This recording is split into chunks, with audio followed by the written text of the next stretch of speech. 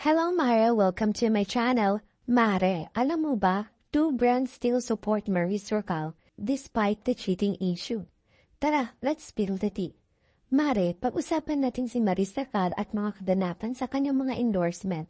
Kahit na may mga brand na nag-atras ng kanilang suporta dahil sa issue nila ni Anthony Jennings at ng non-showbiz girlfriend nito, si Jamela Villanueva, meron pa ring mga kumpanya na patuloy na nagsusuporta sa kanya.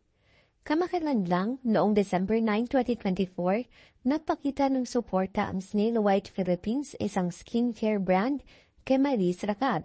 Nagpost sila sa Instagram story ng mensahe ng inspirasyon gamit ang sikat na linya mula sa An Essay of Criticism ni Alexander Pope. To err is human, to forgive is divine. At tinapos nila ng Keep Glowing. At hindi lang Snail White, na natiting nakasuporta rin ang Bello Medical Group kay Marie Circle, ayon pa kay Dr. Vicky Bello sa isang mensahe kay June Levine, of course, she's a Bello baby, and therefore family. We love her. At para sa mga hindi pa nakakita, nandyan pa rin ang mga billboard si Maris para sa Bello sa mga pangunahing daanan.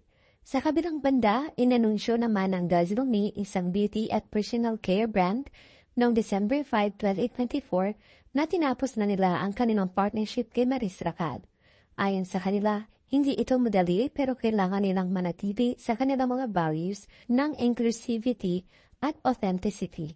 Sinabi nila na bagamat naging maganda ang journey nila kay Marie Circle, naramdaman nila na kailangan nilang mag-move on at magpatuloy sa ibang direksyon.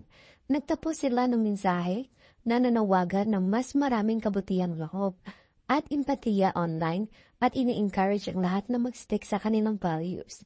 So ayun mga mare, habang may mga brand na humihiwalay kay Marie Circle, may mga tulad ng Snail White at Bello Medical Group na patuloy na nagtatangkil sa kanya. Ano ang opinion ninyo dito mga mare? Yun lang mare, thank you for watching mare, subscribe for more. Don't forget to watch our other videos.